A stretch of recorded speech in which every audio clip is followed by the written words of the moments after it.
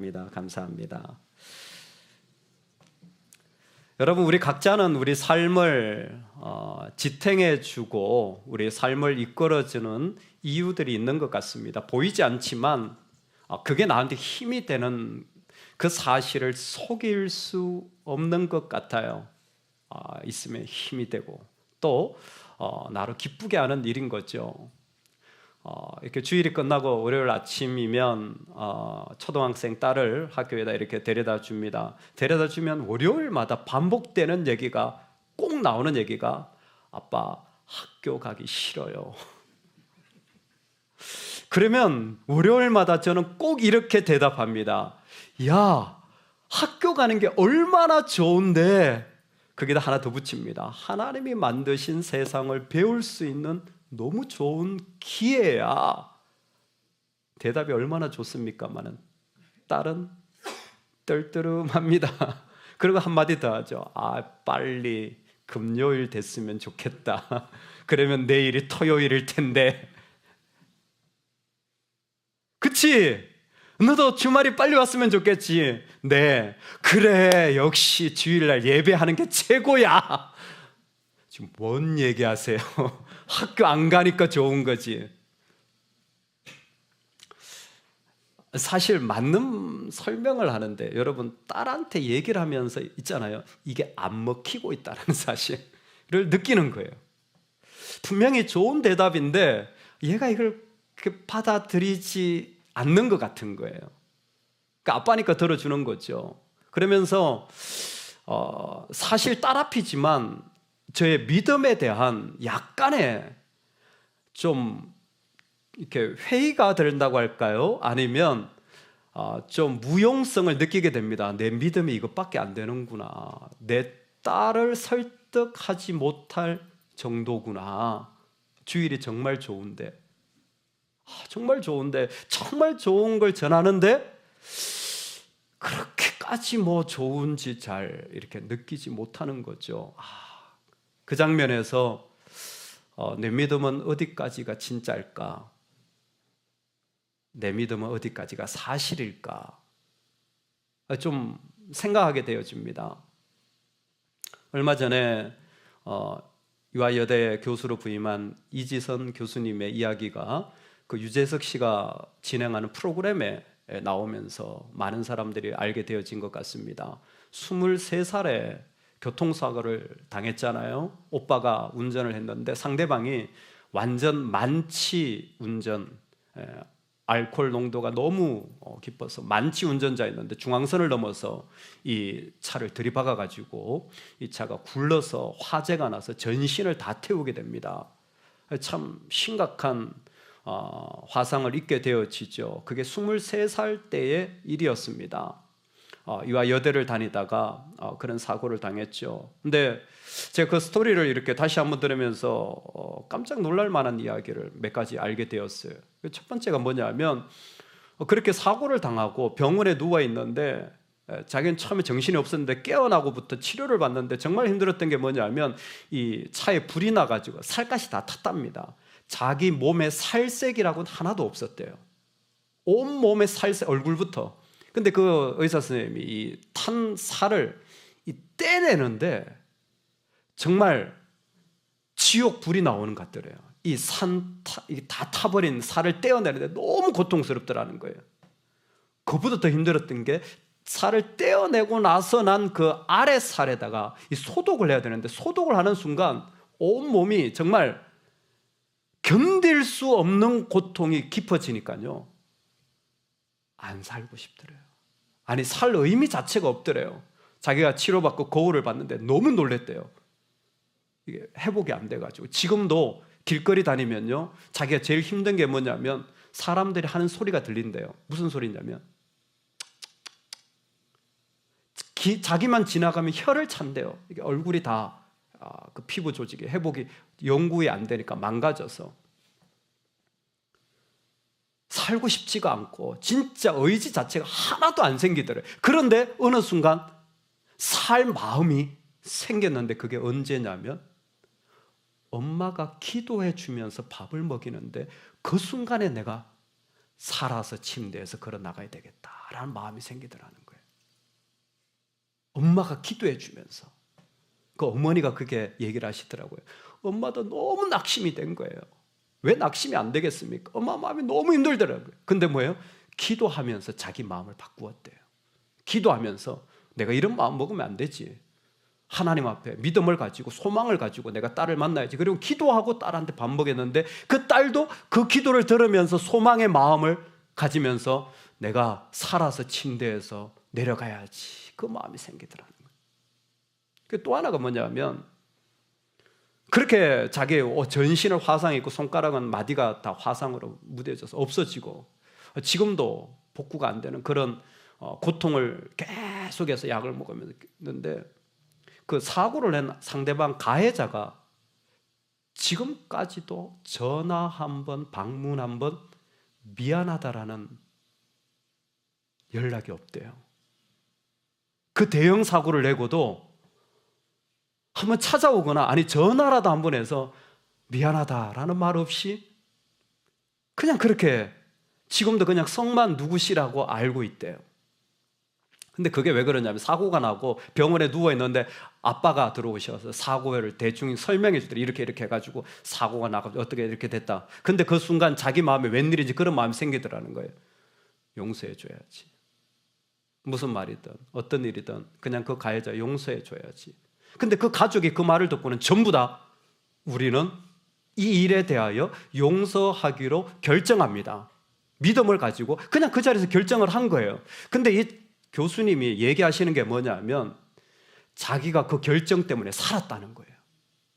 만약에 몸도 그렇게 힘들고 내가 죽을 것처럼 어렵고 마음도 그렇게 낙심되었을 때 이걸 용서해 주냐 마느냐 이런 실험까지 했다면 지금 자기는 이렇게 건강한 삶을 살 수 없었을 거예요. 그게 매여서 완전히 망가져가지고 내 인생 끝장났다고 계속 힘들어하며 살았지 자기가 다시 인생을 살고 공부하고 도전해서 여기까지 오지 못했을 거라는 거예요. 그때 얼마나 감사했던가. 근데 돌아보면 상식적으로 말이 안 되는 거죠. 그 정도 했으면 사과라도 한마디 해야 될 텐데 아니요. 믿음은 때로는 또 다른 길을 걸어갈 수 있도록 우리를 인도해 주는데 삶을 실제로 살게 하여 주고 살아가게 하고 오히려 건강하게 하여 주는 자리가 믿음의 이야기인 것 같습니다. 예레미야라는 선지자가 이스라엘이 나라가 망해져 가는 가운데 사역을 하게 되어집니다. 그때 하나님이 예레미야야 너 그 중에 레갑이라고 불려지는 사람들이 있는데 그 사람들을 좀 불러다가 초청해라. 레갑이라고 불려지는 사람들은 소위 말하는 이 철을 다루는 사람들이에요. 광물을 다루는, 그래서 자기들끼리 텐트를 치고 사는 길드 조직 같은 형태였습니다. 텐트를 치고 또 어느 정도 광물이 있으면 그게 쓰고 또 없어지면 또 이동하고 또 있으면 고쳐줄 거 있으면 뭐 전차 같은 고쳐주고 이런 일을 하는 사람이었어요. 그런 사람들이 부락으로 같이 모여서 옮겨 다니는 사람들이었는데 이 사람들을 데려다가 하나님이 구체적으로 뭐라고 말씀하시냐면 성전에 방이 하나 있는데 그 사람들 별로 인원 안 되니까 그 방에다 넣어놓고 거기에다 포도주를 따라 놓고 그 사람들한테 포도주를 마시라고 권하라는 거예요. 하나님 참 이상한 명령을 하는 게 레갑 사람들은 유명한 게 하나 있는데 이게 이 사람들이 금속을 만지는 사람이라는 것과 동시에 이 사람들은 누구나 다 아는 게 뭐냐면 포도주를 마시지 않는 사람들이에요. 누구나 다 레갑 사람 하면 포도주를 마시지 않는다고 알려져 있는 겁니다. 여러분 사람이 그렇게 알려져 있잖아요. 전 목사 그러면 잘생긴 목사. 누구나 다 아는 사실. 그렇죠? 아니 말고 뭐 그런 거 있잖아요. 어느 분, 그분 헬스 열심히 하시는 분. 누구나 다 아는 사실. 그분, 예쁜 분. 그쵸? 근데 레갑 사람들은 모든 사람들이 아는 사실 하나가 있었는데 그게 뭐냐면 포도주를 마시지 않는다는 것이었습니다. 근데 하나님이 그 사람들을 데려다가 포도주를 마시라고 하는 거예요. 하나님 희한하네. 원래 마시지 않는 사람들인데 왜 이런 얘기를 하지? 요나답이라는 레갑의 선조가 있었습니다. 그 선조가 후손들에게 5가지 레갑 사람으로 살아가야 될 원칙을 설명해 줬습니다. 그 첫 번째가 포도주를 마시지 않는 것이었습니다. 두 번째가 집을 짓지 말라는 겁니다. 세 번째가 씨를 뿌리지 말라는 겁니다. 네 번째가 포도원도 만들지 말라는 것이었고, 다섯 번째가 항상 텐트의 장막에 살라는 것이 요나답이라는 그들의 선조가 원칙을 명령했고, 이들은 250년 동안 그 원칙을 지켜왔기 때문에 누구나 레갑하면 포도주를 마시지 않는 사람으로 알려져 있었던 것입니다. 당시 농사를 짓는 사회적 환경 속에 포도주를 마신다라는 것은 모두가 하는 일이었지만, 이 레갑 사람들만큼은 그러한 일들을 하지 않는 기준을 가지고 250년을 이어오고 있었던 것입니다. 아무리 좋은 기준이라도 하나님이 그들을 데려다가 반대로 야, 한번 마셔보라 그래 라고 이렇게 할 때 좀 바뀌어질 수도 있지 않겠습니까? 왜 굳이 하나님은 이 마시지 않는 사람들에게 포도주를 마시라는 명령을 내리시는 겁니까? 왜냐하면 레갑 사람들은 조상의 명령에 따라 포도주를 마시지 않는데, 이스라엘 사람들은 하나님이 말씀하셔도 행하지 않았기 때문이었습니다. 금속 길드 조직은 자신들의 원칙에 따라 살아갔지만, 이스라엘은 그런 원칙이 하나도 없었던 것입니다. 자신을 믿음으로 지탱해 줄 만한 삶의 원칙들, 나를 하나님께 살게 하여 주는 삶의 기준들이 없었던 거예요. 그래도 사람이 여럿 있으면 사회생활이라는 게 있어서 나는 안 마셔도 좀 그 사람들 기분에 맞추어서 마실 수 있는 것 아닙니까? 첫 번째. 두 번째, 지금은 평상시가 아닙니다. 지금은 전쟁 중입니다. 북이스라엘이 아수르의 침략을 받고 남유다가 바벨론의 침략을 받는 국가 비상 시대입니다. 국가 비상 시대라는 거대한 담론 아래에 개인의 신앙의 기준 정도는 양보해야 하는 것 아닙니까? 뭐 그 한 잔 마시는 게 문제가 됩니까? 세 번째, 사실 내가 그렇게까지 뭐 안 마신다고 안 한다고 원칙을 내세우기에는 나도 뭐 그렇게 탁월한 뛰어난 사람은 아니기 때문에 스스로도 좀 자신감이 떨어지는 거예요. 내가 뭐 그렇게까지 해? 내가 뭐 그렇게 대단한 사람인가?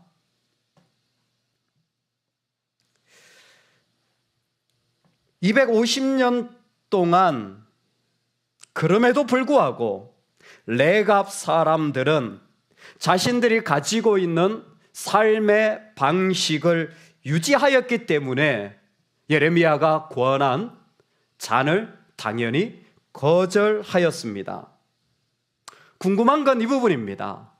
아니, 어떻게 어떤 사람들은 그런 원칙을 가지고 그런 신앙의 믿음을 지지해 주는 자리를 가지고 살아갈 수 있느냐는 겁니다.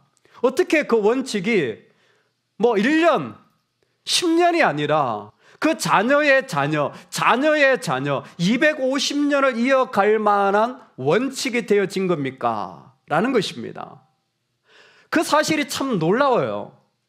여러분, 하나님이 레갑을 불러다가 오늘 예레미야에게 한 이야기는 이스라엘이 하나님 앞에 하는 모습을 대조해서 보여주기 위한 것인데요, 이 이야기 속에 놀랍게 숨겨진 비밀이 있더라고요. 어떻게 250년이나 지속되는 삶의 원칙을 이들은 가질 수 있었느냐? 한 가지입니다. 그들은 하나님이 들려졌기 때문입니다. 레갑 사람들은 조상의 말이 들려졌기 때문입니다. 여기에 들려지다라는 말이 히브리어로 한 번쯤 기억해 놓으십시오. 쉐마라는 말이에요. 쉐마, 되게 유명한 말이에요. 모르셔도 괜찮습니다. 근데 되게 유명한 말이에요. 어디에 나오냐면 신명기 6장에 창세기, 출애굽기, 레위기, 민수기, 신명기 5권 중에 제일 중요한 말씀이 신명기 6장 3절에서 5절. 이스라엘아 들으라, 여호와는 상천하지의 하나님이시니. 이스라엘아 들으라 할 때 바로 그거예요. 바로 그 쉐마가 7번이나 나오더라고요. 들으라, 이 백성이 듣지 않는데 너희가 듣기를 원한다. 듣는 마음을 가지면 여러분 그 안에 어떤 일이든 지켜지는 일들이 가능한 것 같습니다. 이 레갑 사람들은 조상의 한 말이 들려졌어요. 여러분 들려지세요? 우리가 예배 시간에 하나님이 들려지세요? 내 영혼에 나에게 들려지세요? 여러분 사랑하는 사람의 말이 들려지세요? 안 들려요. 사랑하는 사람에게도 안 들려요. 왜? 내 생각을 하고 있거든요. 내 이유가 있거든요. 이거 내려놓지 않으면 안 들립니다. 아무리 그 자리에 앉아 있어도 100마디를 말해도 하나도 안 들리고 가요. 그런데 들려지는 사람들이 있어요. 들려지는 사람은 그 마음에 그것을 품을 수밖에 없습니다. 우리가 들려지는 게 왜 그렇게 중요하냐면요, 우리는 근본적으로 하나님을 안 듣는 사람이에요. 그냥 가만히 둬도 우리는 하나님을 의지하지 않는 사람이에요. 우리는 그냥 우리 본능으로 살아가는 사람이에요. 노예였던 사람들을 젖과 꿀이 흐르는 땅, 가나안 땅에 데려다 놨어요. 얼마나 좋은 곳에 줬습니까마는 그들의 눈에는 어떻게 보이냐면 젖, 이건 내가 수고한 한 달에 월급이지. 꿀, 이건 이 땅이 만들어낸 소산물이지. 어디에도 하나님이 주셨다라는 마음이 안 생깁니다. 그런데 예배라는 걸 통하여 그들은 하나님을 듣기 시작합니다. 그래서 그 예전의 삶을 두고 새롭게 살아가려고 하는 이스라엘 백성에게 한 가지만 부탁하는 거예요. 들으라. 하나님이 들려져야 된다. 하나님이 들려져야 된다. 여러분, 내 삶이 좀 피곤하고 어려워도요, 내가 하나님을 듣는 자리에 갖다 놓으십시오. 몸을 이렇게. 내 자녀를 하나님을 듣는 자리에 세우십시오. 정말로 어떤 마음을 다해서. 왜? 들을 때에 우리 안에는 믿음이 생깁니다.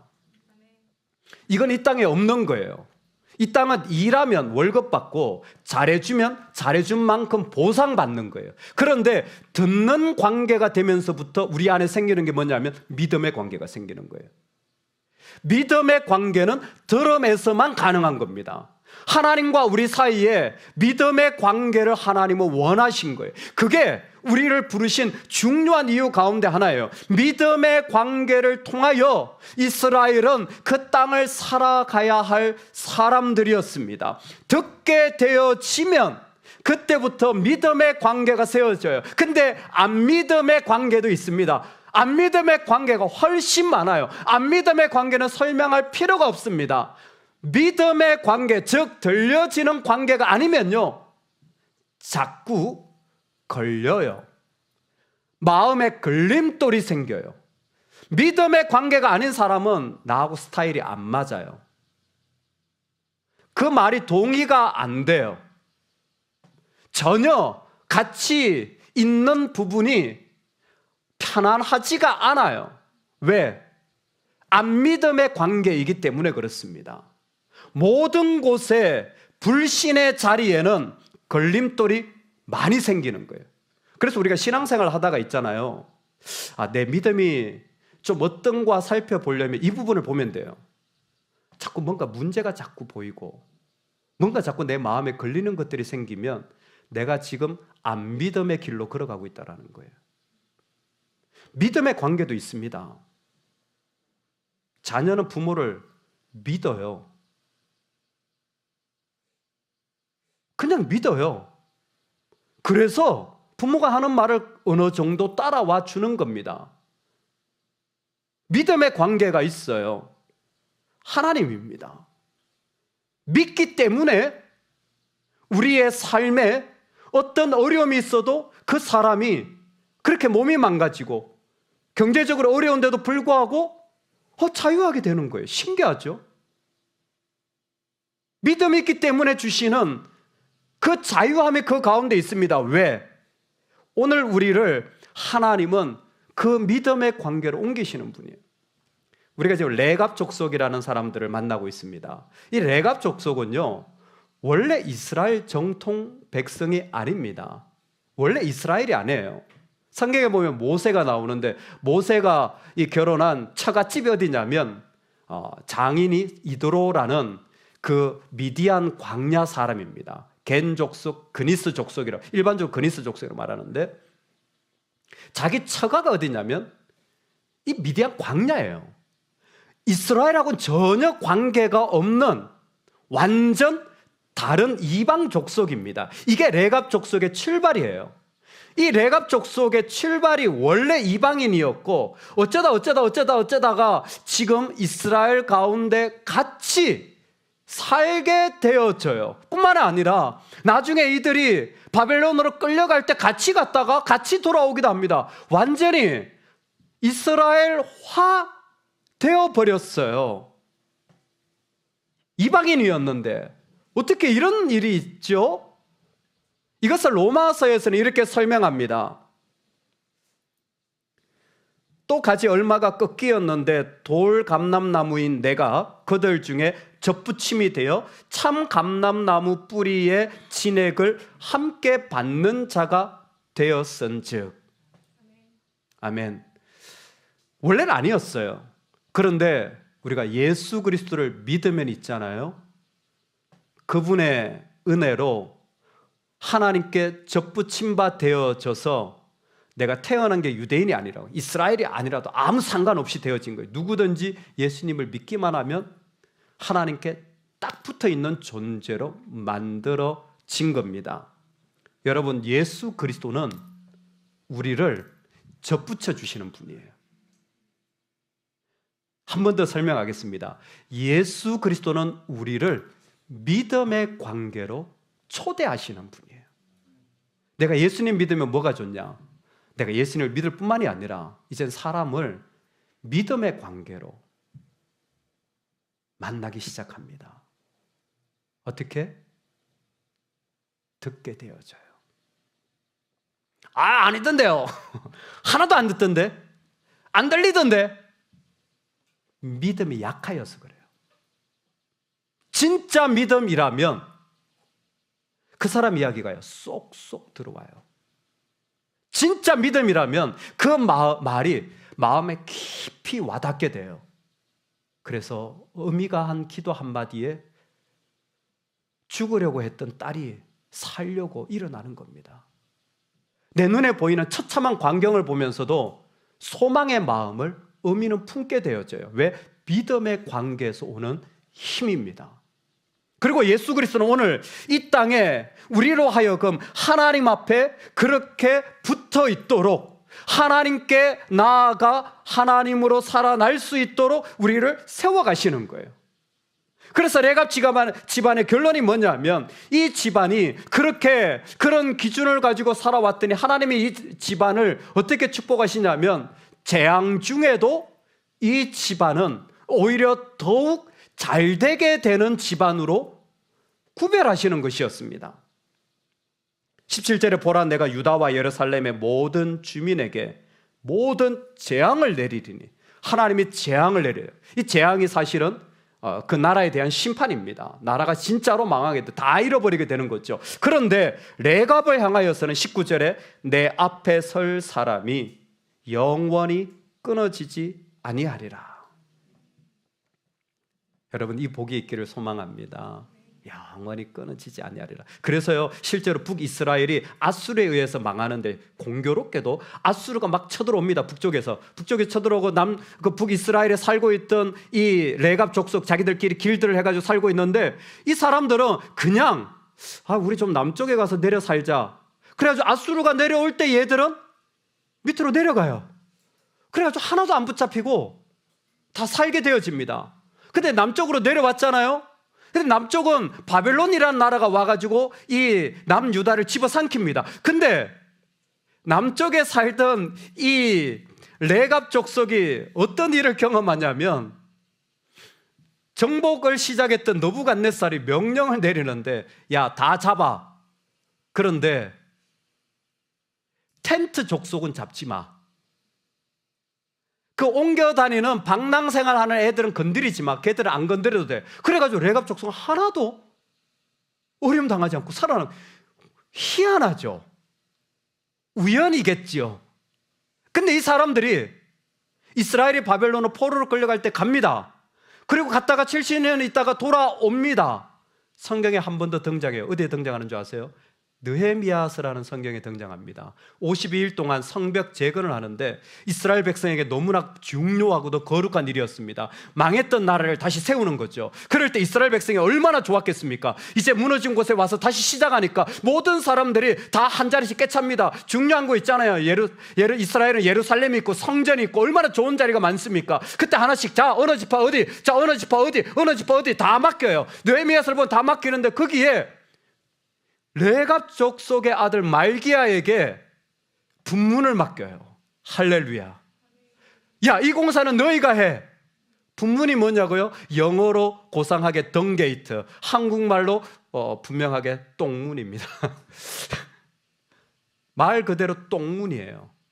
지난주에 혹시 기억하십니까? 예루살렘 남쪽에는 이 게헨나라고 그 흰놈의 골짜기, 이 쓰레기장이 있었어요. 여기에 온갖 쓰레기를 다 갖다 버리고 심지어 사람도 태우는데, 그 쓰레기장으로 가는, 예루살렘 성을 나와가지고 쓰레기장으로 가는 거기에 문을 다는 게, 그 문이 분문입니다. 냄새나죠? 뭘 이런 걸 맡겨? 아니요. 하나님이 누구한테 맡기냐면 레갑의 자손들, 얘들한테 하라 그래. 왜? 얘들은 믿음으로 지켜내는 애들이야. 그래서 분명하게 맡겨요. 이방인이었습니다. 아니요, 하나님이 부르시는 사람이 되었어요. 제가 이 본문을, 제가 레갑을 워낙 좋아하거든요. 제 개인적으로 소망하는 집안입니다. 저도 안 믿는 집안에서 자랐고, 믿음의 훈련을 어릴 때 전혀 아무것도 받지 못하고 그저 교회만, 하나님 앞에 그저 교회 가서 배운 게 전부예요. 그래서 저는 레갑 족속이 꼭 저 같아서 너무 좋아요. 근데 있잖아요, 레갑 족속 이방 족속이에요. 이게 신약으로 오면서 달라지는 거 아세요? 예수 그리스도가 오시고 너희는 이 땅에 성령의 권능이 임하면 유대와 사마리아와 땅끝까지 다 이방 족속입니다. 이방 족속을 향하여다. 근데 이방인들을 향하여 나아가는데 누구를? 이방인을 하나님이 사용하고 계신 거예요. 이 땅에 지금 레갑을 일으켜가지고 그 안에 믿음으로 나아간 그 사람들을 복음의 완성을 향하여 달려가는데 여전히 초대하시고 사용하고 계시다는 거예요. 쥐뿔도 없는 집안인데, 주님에 대해 잘 모르는 이방인인데, 아니요, 하나님이 사용하십니다. 언제? 내가 그분을 쉐마할 때, 그분을 온 마음으로 듣기 시작함으로 내 안에 없었던 믿음의 관계들이 생기는 거예요. 그리고 이것이 나뿐만이 아니라 250년을 흘러갈 만큼 놀라운 기적의 자리로 하나님이 지금도 사용하고 계신 줄로 믿습니다. 이 집안이 영원히 서리라 라는 것은 지금도 성령을 통해 역사하시는 하나님을 통하여 이 일은 이루어지고 있는 줄로 믿습니다. 여러분, 우리 적어도 나는 이런 믿음의 관계 위에 서는 삶이 되어서 어떤 어려움과 아픔이 있더라도 그 자리에서 다시 세워질 만한, 아니 나뿐만이 아니라 그게 내 자녀 또 자녀를 이어서 수백 년을 흘러갈 만한 믿음의 실제가 되기를 소망합니다. 말씀을 결론 맺습니다. 우리 믿음은 진짜입니다. 그래서 이것을 진짜로 연습하라고 신약 성경에 하나님이 이렇게 말씀하셨습니다. 우리는 지금 하나님을 예배하고 있잖아요. 이걸 하나님을 경외한다고 성경에서 표현하고 있습니다. 이건 하나님을 향한 거예요. 예배의 대상은 하나님 한 분뿐입니다. 근데 성경에서 하나님을 경외한다라는 표현을 사람을 향하여서 쓴 게 딱 한 경우가 있습니다. 경외는 하나님께만 해야 돼요. 그런데 이 표현을 사람을 향해서 쓴 경우가 딱 한 번 있습니다. 에베소서 6장이에요. 그게 뭐냐면 구약에도 있습니다. 출애굽기에도. 십계명이에요. 너의 부모를 공경하라라는 공경은 하나님을 경외하라는 단어와 같은 의미, 같은 단어예요. 에베소서 6장을 보면 더 분명합니다. 자녀들아, 너희 부모를 공경하라. 그 앞에 주 안에서 너의 부모를 공경하라. 엔 크리스토스. 믿음은 주님의 가치가 있어요. 믿음은 주님과의 관계를 만듭니다. 근데 이 주님과의 가치를 가지고 부모의 가치를 결정하라는 것이 부모를 공경하라는 거예요. 우리가 가지고 있는 믿음이 얼마나 소중하냐면 내가 가지고 있는 하나님에 대한, 내 주님에 대한 가치가 있잖아요. 그걸 가지고 네가 만나는 너의 부모를 만나라는 거예요. 왜? 성경 당시, 오늘날도 마찬가지입니다. 사람이 나이가 들고 돈을 못 벌면요, 가치가 없어요. 애들이 너무 어리면 가치가 없습니다. 그래서 그 사회 속에서는 늙은 부모들이나 어린 아이들은 군인으로 쓸 수도 없고 농사도 못하니까 버리는 겁니다. 인류가 다 똑같아요. 근데 성경은 뭐라고 말하냐면 그 사람의 생산 능력, 돈, 지식이 아니라 네가 가지고 있던 주님에 대한 가치로 그 사람을 만나라는 거예요. 할렐루야. 네가 하나님을 대하는 그 모습으로 그 네가 모르는 사람을 만나라는 거예요. 여러분, 우리가 만난 사람이 예수를 믿든 안 믿든 상관없어요. 그 사람이 나하고 맞든 안 맞든 괜찮아요. 주님을 만나는 가치로 만나는 사람들이 예수 믿는 사람들이에요. 진짜 예수님을 믿는다면 그 사람이 내 편을 들어주든 안 들어주든 상관없어요. 내 기준은 주 안에서입니다. 주님의 가치가 결정하는 것이지 그 사람의 가치가 결정하는 게 아니에요. 여러분, 이게 믿음의 관계입니다. 내가 가지고 있는 믿음으로 내 아이에게 주신 주님의 말씀을 가지고 그 들려진 모습으로 그 영혼을 대하는 거예요. 그 사람이 바뀌었느냐 안 바뀌었어요. 그 사람이 나한테 잘해주느냐 안 잘해줘요. 그 사람이 뭔가 사과를 했느냐 하나도 사과를 안 했어요. 그래도 그 사람에게 나아갈 수 있는 사람이 주님을 경외하는 사람들이에요.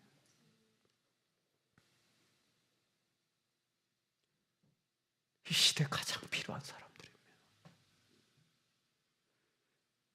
이 시대에 우리 자녀들이 꼭 만나야 될 사람들이에요. 요즘 누가 소망을 품고 기도하는 부모가 있습니까? 믿음의 가치를 가지고 자녀를 대하는 부모가 어디 있습니까? 대학이지, 수입이지, 집 있냐 없냐 여부지, 믿음의 가치를 가지고 자녀를 대하는 부모가 없어요. 용돈 많이 주면 그 자녀가 좋은 자녀고, 비리비리하게 살면 늘 염려가 끼치는 자녀고. 아니요, 믿음의 가치로 바라볼 줄 알아야 되는 거예요. 그들도 합니다. 나를 무슨 가치로 대하는지.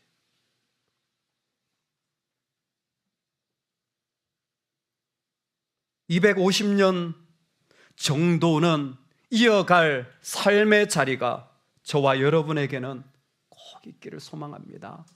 특별히 오늘 말씀 속에 4가지를 꼭 부탁을 드리고 싶습니다. 그리스도인으로서 정말 주님이 들려지는 삶을 사는 삶이 너무 중요한 것 같아요.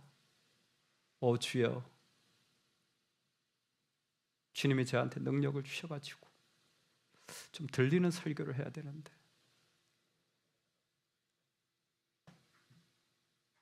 주님이 들리지 않으면 우리는 아무것도 아니거든요. 교회가 1000명이 모인들, 큰 건물을 가진들, 우리가 좋은 집에 산들 무슨 의미가 있습니까? 주님이 들려지지 않으면 그곳이 더 힘든 장소인데 주님이 들려져야 돼. 이스라엘이 했던 방식입니다. 그래서 요세푸스라는 학자에 의하면 쉐마 이스라엘아라는 말씀을 듣고 이스라엘은 가나안 땅에서 하루에 2번 반드시 예배합니다. 여러분, 일주일의 시작을 꼭 예배로 하십시오. 하나님을 듣는 자리입니다. 아무리 피곤하고 힘들어도요, 나를 하나님을 듣는 자리에 데려다 놓으세요. 너 이리 와. 나한테 제일 필요한 건 이거야. 예, 사람들은 말하죠. 여행이 필요해요. 쉼이 필요해요. 약이 필요해요. 예, 다 맞아요. 근데 내 영혼에 제일 먼저 있어야 될 건 하나님을 듣는 자리예요. 여러분, 이 자리 양보하지 마시기 바랍니다. 그리고 하루의 시작을 꼭 하나님을 듣는 자리로 시작하시면 좋겠어요. 아침 예배, 새벽 기도입니다. 하루 할 때 하나님을 듣고 시작하세요. 그래도 얼마나 내 생각과 마음이 많이 나오는지, 염려와 근심 얼마나 많이 나오는지 몰라요. 요즘 유튜브라도 있습니다. 활용하십시오. 첫 번째로 시작은 예배로 하십시오. 시작은 예배로 하십시오. 하나님을 듣고 시작하십시오. 그래서 일주일에 하루의 시작을 꼭 하나님을 듣는 마음으로 내 삶을 세우시기 바랍니다. 두 번째, 여러분 꼭 기도의 자리를 구별하시기 바랍니다. 여러분 집에 내 기도하는 자리 있나요? 여러분 우리 아이들 방에 기도하는 자리 있나요? 공부하는 의자는 잘 만들어주는데, 공부시키는 가회는 얼마나 많이 하는데 실제로 기도하는 자리를 세우지 못하는 경우가 많습니다. 기도는 하나님께 맡기고 하나님으로 소망을 채우는 모습이에요. 어떤 일이 있어도 자신을 하나님께 맡기고 소망을 채우는 자는 힘을 얻고 살아갈 수 있습니다. 그 자리가 필요해요. 기도의 자리를 꼭 정하시기 바라요. 여러분 하루에 기도하는 자리 있으세요? 몇 시에 기도하세요? 지금 결단하세요. 직장인들은 기도할 자리 없으면 여러분 식사하시고 차에 가서 기도하세요. 자가용에 가서, 아니면 화장실 들어가서 하세요. 저녁에 내 시간, 아침에 내가 말씀을 묵상하고 기도의 자리를 세우세요. 여러분 자녀들이 기도하는지 살피세요. 그들이 하나님으로 숨쉬고 있는지 우리는 그 가운데 함께 들어가야 됩니다. 세 번째, 10의 1과 하나님이 주신 것을 나누는 삶을 사십시오. 우리는 욕심 덩어리라 늘 부족합니다. 그래서 자꾸 가져야 돼요. 근데 하나님은 그거 네 거 아니야, 내 것이라고 말씀해 주셨습니다. 우리가 하나님을 들을 때 가장 좋은 게 나의 것을 내려놓는 거예요. 근데 의외로 있잖아요. 의외로 우리가 돈 욕심이 좀 있어요.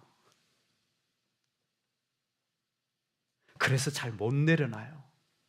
아니, 나눠주는 게 힘들어요. 그럴 여유가 나는 없다고 생각해요. 아니요. 한국교회 점잖은 목사님으로 은퇴하신 그분 하면 정말 젠틀하시고 이렇게 함부로 얘기하는 걸 극혐하시는 목사님이 이재철 목사님이라는 분이 계십니다. 100주년 기념교회 사역하셨던 분인데 말씀도 천천히 하시고 참 젠틀하세요. 그분이 이렇게 얘기하세요. 말 아름답게 하고 감동 주는 목사 믿지 마라. 그 목사가 얼마를 헌금하고 얼마를 하나님께 바치는지 봐라. 깜짝 놀랐어요. 말 잘합니다. 근데 실제로 그렇게 하느냐는 거예요. 루터는 종교개혁을 하면서 진정한 믿음의 회심을 볼 때 성도의 회심은 지갑의 회심이라는 표현을 썼습니다. 내 마음의 물질의 돈의 자리를 내려놓지 못하면 아직 영적인 어린아이예요. 특히나 오늘날처럼 끊임없이 필요한 시대 속에서 내 자신을 하나님을 듣기 위하여 내려놓는 시간이 필요합니다. 네 번째가 복음 전도입니다. 하나님을 듣기 제일 좋은 자리가 복음을 전하는 자리 같아요. 여러분, 때를 얻든지 못 얻든지 계속 예수님을 나누시기 바랍니다. 저도 주무시든 안 주무시든 열심히 설교하겠습니다. 은혜 받든 아니든 열심히 하겠습니다. 제가 매일 새벽 기도를 하면요, 새벽 기도도 정말 한번 나눴지만 이렇게 열심히 준비해서 하고, 그것을 제가 페이스북이라고 요즘 인터넷이 있잖아요, 그게 올려요. 페이스북에 올리는데 그 중에 하나가 카카오 스토리라는 곳에 올립니다. 카스라고 불리죠. 요즘 카스를 쓰는 분들이 거의 없어요. 그런데도 불구하고 저는 거의 매일 그것에 올리려고 글을 씁니다. 왜냐하면 그 카스에 제가 올린 글을 믿지 않으시는 두 분이 계속 읽고 있어요. 얼마 전에 그 중에 한 분을 만났습니다. 사장님, 요즘 목사님 바쁘신 것 같아요. 다 스토리 다 아세요. 그 글을 다 읽어가지고 우리 교회 목회 상황을 다 알고 계세요. 교회도 안 다니시는 분이. 사장님, 이제 예수님 믿으실 때 됐잖아요. 교회 나오시죠. 그랬더니 그분이 웃으시면서, 예, 목사님, 사람이 밥만 먹고 살 수 있나요?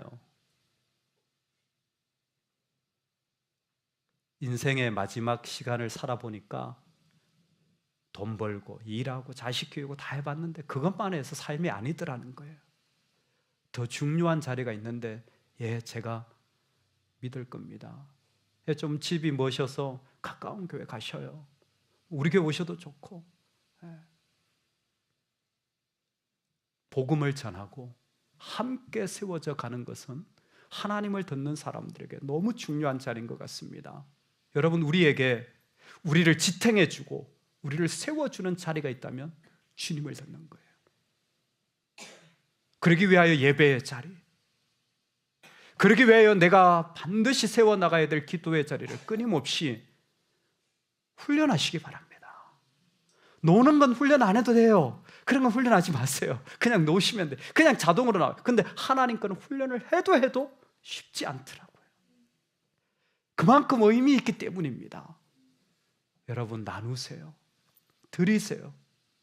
그리고 전하세요. 그럴 때에 아무것도 아닌 우리지만 하나님의 가치를 가지고 믿음의 관계를 이 땅에 세워갈 수 있는 사람들, 우리입니다.